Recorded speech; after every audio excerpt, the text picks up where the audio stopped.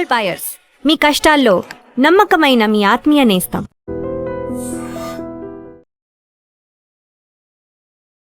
News and నిజాలు. మనందరూ చాలా రోజుల నుంచి 115 రోజుల నుంచి ఏం జరుగుతుందో ఇరాన్, ఇజ్రాయెల్, అమెరికా యుద్ధం అని చూస్తున్నాం. 3 రోజుల క్రితం అమెరికా అనౌన్స్ చేశారు, యుద్ధం ఆగిపోయింది, యుద్ధం లేదు ఇంకా ముందుకు అని చెప్పి. స్ట్రెయిట్ ఆఫ్ హార్ముజ్ని ఓపెన్ చేస్తున్నామని చెప్పి డొనాల్డ్ ట్రంప్ అనౌన్స్ చేశారు. దాంట్లో టోల్ ఉండదు అన్నారు. ఒక మెమరాండమ్ ఆఫ్ అండర్స్టాండింగ్ మీద సంతకం పెట్టబోతున్నాం జెనీవాలోని, స్విట్జర్లాండ్లోని ఈ ఫ్రైడే రోజు. కానీ దాని ముందే చాలా మటుకు అమెరికాలో ఉన్న పార్టీలు కానివ్వండి, మిగతా దేశాలు ఇంక్లూడింగ్ ఇస్రాయెల్లో ఉన్న పార్టీలు, అది కాకుండా మీడియా కామెంటేటర్స్ అందరూ అడుగుతున్నారు, ఈ ఎంఓయూలో ఏముంది, ఈ ఎంఓయూ ఎందుకు బయట పెట్టట్లేదు. President Trump, vice president Vance అంటున్నారు, ఇది ఒప్పందం పెట్టంగానే మేము దీన్ని, ఈ అగ్రిమెంట్ని బయట పెట్టేస్తాం, పబ్లిక్ చూసుకుంటారు, ఎవరు కావాలంటే వాళ్ళు చూసుకోవచ్చు. సో అందరూ అనుకున్నాం ఇది చాలా పెద్ద అగ్రిమెంట్ ఉండబోతుంది, అట్లీస్ట్ ఒక 20 పేజీలైనా ఉండాలనుకున్నారు. కానీ ఉన్నది ఒక సింగిల్ షీట్ పేపర్ అంట, దానికన్నా కొంచెం 1.5 షీట్స్ పేపర్, A4 సైజ్లో అంతే. మెమరాండమ్ ఆఫ్ అండర్స్టాండింగ్ అంటే ఏ లీగల్ శాంక్టిటీ లేదు దానికి, మేము డిస్కస్ చేయబోతున్న ఈ పాయింట్స్ అని చెప్పి అగ్రీ చేసుకున్నారు. మన దగ్గర చూస్తాం, మనం ఈ ఇన్వెస్ట్మెంట్ కాన్ఫరెన్సెస్ నడుస్తున్నప్పుడు హైదరాబాద్ కానీ, ఢిల్లీలో కానీ, చెన్నైలో కానీ, బెంగళూరులో కానీ ఈ ఒక యాన్యువల్ ఇన్వెస్ట్మెంట్ కాన్ఫరెన్స్ ఉంటుంది. Invest in Telangana, invest in Karnataka, invest in Delhi, invest in UP అని చెప్పి పెద్ద కాన్ఫరెన్స్ పెడతారు, చాలామంది వస్తారు. ఓకే, ఇంటర్నేషనల్, నేషనల్ కంపెనీ అందరు వచ్చి సంతకం పెడతారు. దాని తర్వాత అక్కడ ఆర్గనైజర్స్ అనౌన్స్ చేస్తారు, మేము 1,50,000 కోట్లు లేకుండా 3,50,000 కోట్ల పెట్టుబడి మాకు రాబోతుందని. మళ్ళీ దాని తర్వాత నెక్స్ట్ ఇయర్ అదే కాన్ఫరెన్స్ వచ్చినప్పుడు మీరు అడిగినారనుకోండి, ఏమైందా 3,50,000 కోట్లు అంటే, అదొక 20,000 కోట్లు వచ్చిందంటే అంతే అన్నారు. ఎందుకు? అప్పుడు పెట్టుబడి పెడతా అని చెప్పిన కంపెనీలు సైన్ చేసిన డాక్యుమెంట్ పేరు మెమరాండమ్ ఆఫ్ అండర్స్టాండింగ్. దానికి లీగల్ శాంక్టిటీ లేదు, ఎక్కడ అగ్రిమెంట్ అని కాదు. కానీ ఇప్పుడు అమెరికా ఇరాన్తో చేసిన చర్చల తర్వాత పాకిస్తాన్ కానీ ఖత్తర్ వాళ్ళు రిప్రజెంటేటివ్స్ కూర్చున్న చర్చలో తీసుకొచ్చిన పాయింట్స్ మీద అమెరికన్ మీడియాలో, అమెరికన్ కాంగ్రెస్లో కానీ ఇజ్రాయెల్ లాంటి దేశాల్లో కూడా చాలా మటుకు దీని వ్యతిరేకంగా, ప్రెసిడెంట్ ట్రంప్ వ్యతిరేకంగా కామెంట్లు వస్తున్నాయి. మనం చూద్దాం మెయిన్ ప్రాబ్లం ఏంటి. ఈ మెమరాండమ్ ఆఫ్ అండర్స్టాండింగ్లో ప్రెసిడెంట్ ట్రంప్ చెప్తున్న అన్నిటికంటే పెద్ద ఒక న్యూస్ ఏంటంటే యురేనియం గురించి. Of course strait of Hormuz open చేస్తే, స్ట్రెయిట్ ఆఫ్ హార్ముజ్ ఓపెన్ ఉండే కదా ముందు, కొత్తది ఏం చేశారు ఆయన? ఆయనే తాళం వేసాడు, ఆయన తాళం తీసాడు, మళ్ళీ దానికేముంది పెద్ద పని. కానీ యురేనియం గురించి మాట్లాడుతున్నారు. మేము ఇరాన్ యురేనియం వాళ్ళు ప్రొడక్షన్ చేయరు, బయట నుంచి కొనరు, మిసైల్ తయారు చేయరు, uranium that is delivery mechanism తయారు చేయరు. Iran will not have any nuclear weapons అని ప్రెసిడెంట్ ట్రంప్ చెప్తున్నారు. కానీ నిజమేముంది దీంట్లో? యాక్చువల్లీ యురేనియం గురించి మన అందరు తెలిసిందే. ప్రెసిడెంట్ బరాక్ ఒబామా ఉన్నప్పుడు 2015లో ఒక ఒప్పందం చేశారు, JCPO అగ్రిమెంట్ అని చెప్పి.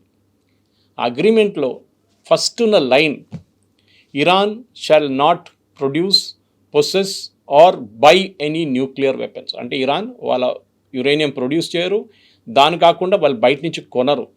అది కూడా ఉండొచ్చు కదా, మన పక్కన నార్త్ కొరియా కూడా కూర్చున్నాడు అక్కడ, కిమ్ జాంగ్ ఉన్. ఆయన ఒక సూపర్ మార్కెట్ పెట్టుకున్నాడు, ఎవరు కావాలంటే వెళ్ళి అక్కడ న్యూక్లియర్ వెపన్స్ కొనుక్కోవచ్చు. పాకిస్తాన్ ఎక్కడి నుంచి కొనుక్కొచ్చారు వాళ్ళు, దాని తర్వాత వాళ్ళు న్యూక్లియర్ పవర్ అయ్యారు. ఈ లైన్ ప్రెసిడెంట్ ఒబామా JCPO అగ్రిమెంట్లో ఫస్ట్ లైన్. ట్రంప్ ఇప్పుడు మనం చూడలేదు కానీ ఇప్పుడు దాకా డాక్యుమెంటు, ఈ మెమరాండమ్ ఆఫ్ అండర్స్టాండింగ్ MOU, కానీ దాంట్లో ఉన్న ఫస్ట్ లైన్ అదే అంటున్నారు. సో కొత్తదేముంది మళ్ళీ? ప్రెసిడెంట్ ట్రంప్ యుద్ధానికి ఎందుకు వెళ్ళారు? ఇదే అగ్రిమెంట్ ప్రెసిడెంట్ ఒబామా తీసుకొచ్చినప్పుడు ఆయన చాలా పెద్ద ఇష్యూ క్రియేట్ చేశారు. 2018లో ఎలక్షన్ గెలిచిన తర్వాత ఆయన ఫస్ట్ అగ్రిమెంట్ని చింపి పక్కన పడేశారు. ఈ అగ్రిమెంట్ పనికిరాదు, ఇది ఇరాన్కి న్యూక్లియర్ వెపన్స్ ప్రొవైడ్ చేయడానికి చాలా అడ్వాంటేజ్గా ఉందని చెప్పి పక్కన పెట్టేశారు. కానీ ఇప్పుడేం జరిగింది? ఆ అగ్రిమెంట్ కాదు, దానికన్నా చాలా దారుణమైన అగ్రిమెంట్ సైన్ చేశారు ఇప్పుడు. అంటే అఫ్కోర్స్ అండర్స్టాండింగ్ అని చెప్పొచ్చు. ఇరాన్ వాళ్ళ న్యూక్లియర్ వెపన్స్ ప్రొడక్షన్ ఆపుతారా? ఆపరు. వాళ్ళు ఏమంటున్నారు ఇప్పుడు, ఈ 60 రోజుల సీజ్ ఫైర్, చాలామంది అనుకుంటున్నారు ఇప్పుడు ఈ సైన్ చేసే MOU ఏదో అగ్రిమెంట్ అనుకుంటా, కాదు. దీంట్లో ఫస్ట్ ఎలిమెంట్ ఏంటంటే 60 రోజులకి ఇప్పుడున్న సీజ్ ఫైర్ పొడిగిస్తున్నారు, అంతే, ఇంకేం లేదు.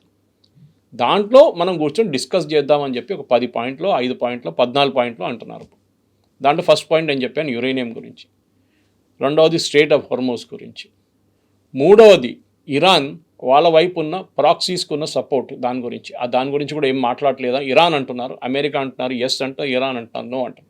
కానీ దీని అన్నింటిలో నడిమిట్లో ప్రైమ్ మినిస్టర్ నెతన్యాహు ఒక చాలా ఇంపార్టెంట్ స్టేట్మెంట్ ఇచ్చారు. ఎందుకంటే ఇరాన్ ఎప్పుడు చెప్తున్నారు, ఇప్పుడు కూడా చెప్తున్నారు, ఈ సీజ్ ఫైర్ ముందుకెళ్ళాలంటే, ఈ ఎంఓయు ఉండాలంటే ఇరాన్ ఇన్సిస్ట్ చేసిన ఏంటంటే ఇజ్రాయెల్ లెబనాన్లో ఉండకూడదు, అక్కడున్న హెజ్బుల్లా మీద దాడి చేయకూడదు. కానీ ప్రైమ్ మినిస్టర్ నెతన్యాహు చాలా క్లియర్గా చెప్తున్నారు, మాకు దాంతో సంబంధమే లేదు. ఈ సీజ్ ఫైర్ లేకుంటే ఈ ఎంఓయు సంతకం పెట్టింది అమెరికా, ఇరాన్. మేము దాంట్లో లేము. మేము కావాలంటే మా దేశాన్ని కాపాడుకుంటాం, మా దేశం కోసం ఏం కావాలంటే చేస్తాం. యాక్చువల్లీ ప్రైమ్ మినిస్టర్ నెతన్యాహు మీద చాలా పెద్ద ప్రెషర్ ఉంది. ప్రెసిడెంట్ ట్రంప్ ఎందుకు ఈ ఒప్పందం చేశారో అందరికీ తెలుసు. ఎందుకంటే ఆయనకి ఇప్పుడు మిడ్ టర్మ్ పోల్స్ రాబోతుంది నవంబర్లో. అక్కడున్న గ్యాస్ ప్రైసెస్ కానీ, పెట్రోల్ ప్రైసెస్ కానీ, డీజిల్ ప్రైసెస్ కానీ, ఫర్టిలైజర్ ప్రైసెస్ పెరిగినప్పుడు వాళ్ళ పార్టీ వాళ్ళు చాలా క్లియర్గా చెప్పారు ప్రెసిడెంట్ ట్రంప్కి, ఈ రాబోయే ఎలక్షన్ మనం ఓడిపోతే ప్రెసిడెంట్ ట్రంప్ నెక్స్ట్ 2 years ఉంటాడో లేదో అది కూడా డౌట్. ఎందుకంటే ఇంపీచ్ చేసి ఆయన బయటకు తీసేస్తారు, లేకుంటే ఆయన్ని పవర్లెస్గా చేసేస్తారు. ఆయన ఏ నిర్ణయం తీసుకోలేకపోతారు నెక్స్ట్ 2 years దాకా, ఆయన టర్మ్ ఎండ్ అయ్యేదాకా. సో ప్రెసిడెంట్ ట్రంప్కి అది కావాలని చెప్పి ఆయన ఈ అర్జెంటుగా ఇది తీసుకొచ్చారు. ఇరాన్ అంటున్నారు మేము యుద్ధం గెలిచాం, కరెక్ట్. యాక్చువల్లీ అమెరికా ఓడిపోయింది. ఇంత పెద్ద దేశమైన America, the most powerful army in the world, most powerful navy in the world, most powerful air force in the world అని ప్రెసిడెంట్ ట్రంప్ చెప్పుకుంటే పదే చెప్తారు. ఇప్పుడు అదే ఆర్మీ, అదే ఎయిర్ ఫోర్స్, అదే నేవీ ఇరాన్ ముందు సరెండర్ అయిపోయారు. ప్రెసిడెంట్ ట్రంప్ అంటున్నారు నేను ఇరాన్ది న్యూక్లియర్ వెపన్స్ ఆపేస్తాను, లేకుంటే వాళ్ళు 2 గంటల సేపట్లో ఇజ్రాయెల్ని ఫినిష్ చేసేస్తుండే.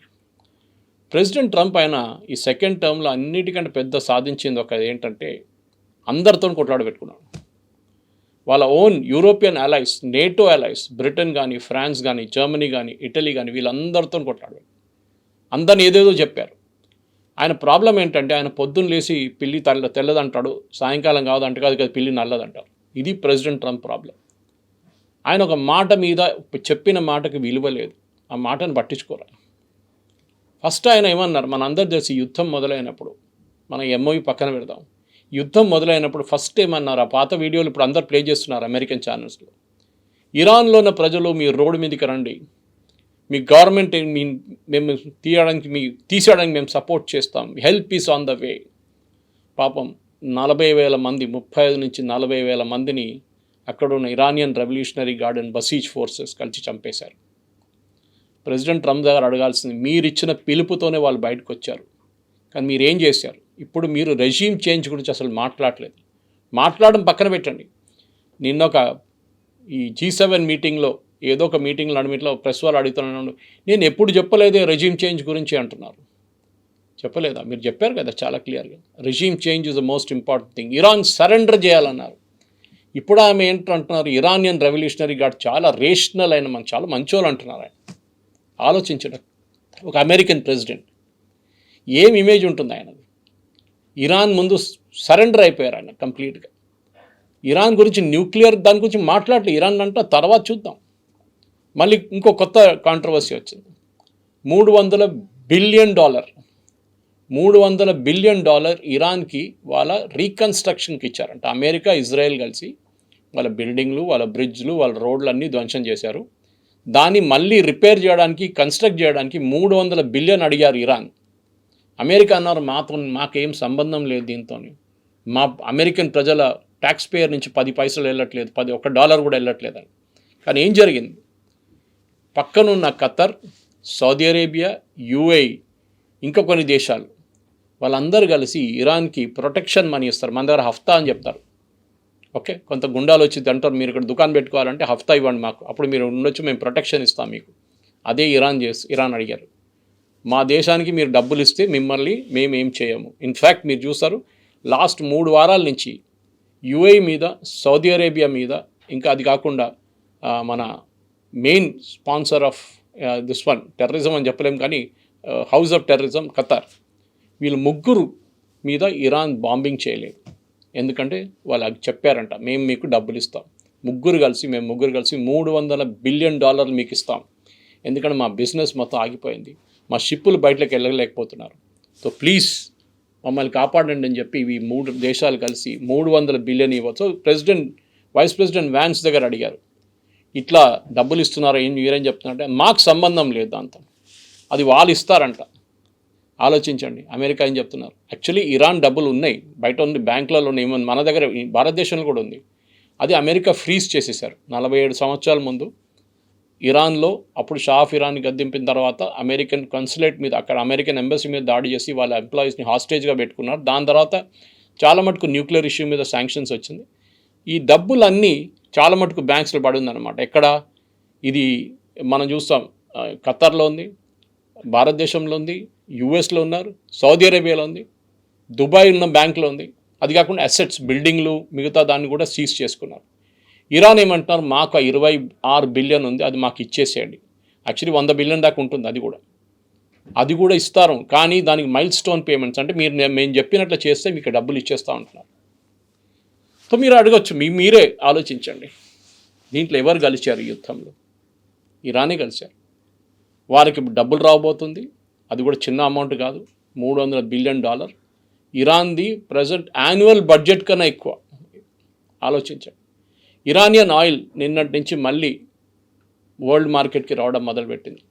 వాళ్ళ అన్నిటికంటే పెద్ద కస్టమర్ చైనా. 90% ఇరానియన్ ఆయిల్ తీసుకెళ్తున్నారు, చైనా వాళ్ళు తీసుకెళ్తారు, మనం కూడా కొంటాం వాళ్ళ దగ్గర. దాని నుంచి ఒకరోజు వాళ్ళకి $140 నుంచి $200 మిలియన్ వాళ్ళకు రాబోతుంది ఆయిల్ ప్రొడక్షన్.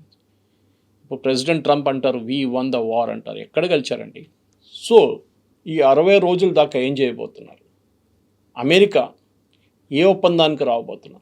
ఏం కాదు. ఎందుకంటే మన అందరు తెలిసిందే, ఒబామా టైంలో జరిగిన జేసీపీ అగ్రిమెంట్ ఈ యురేనియం గురించే 2 సంవత్సరాలు నెగోషియేట్ చేసిన తర్వాత ఫైనలైజ్ చేశారు.